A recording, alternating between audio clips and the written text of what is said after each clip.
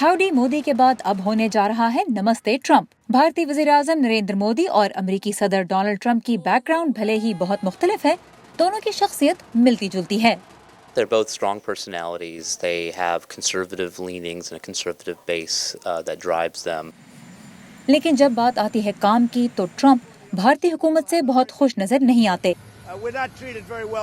अमेरिकी सदर भारत का पहला दौरा एक ऐसे वक्त पे कर रहे हैं जब दोनों मुल्कों के दरमियान दिफाई ताल्लुकात तो मजबूत हैं, लेकिन प्रेसिडेंट ट्रंप को जरूरत है एक बड़े तिजारती मुआहदे की।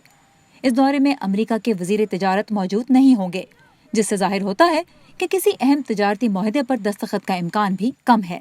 इसके बावजूद ये दौरा सदर ट्रंप के लिए इलेक्शन के साल में सियासी तौर पर अहम है।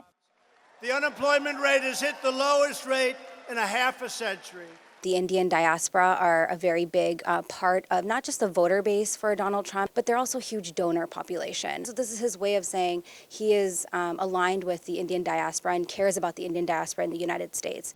साउथ एशिया और इंडो पैसिफिक रीजन में अमेरिका भारत को एक ताकत के तौर पर उभरता देखना चाहता है, लेकिन भारत की सुस्त होती मईशत और चीन और ईरान की जानिब अमेरिका से मुख्तलिफ पॉलिसियों के बाइस वाशिंगटन में नई दिल्ली से ताल्लुकात के मुस्तकबिल पर अब सवाल भी उठने लगे हैं।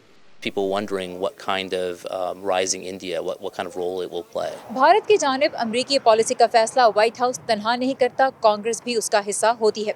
और यहाँ कश्मीर और शहरियत कानून से मुतालिक मोदी हुकूमत पे खासी तनकीद की जा रही है। तज्जियाकारों का कहना है कि अगर ये तनकीद बढ़ती गई तो फिर दोनों रहनुमाओं की दोस्ती पर भी दबाव बढ़ जाएगा। सारा Zaman, voice of America, Washington.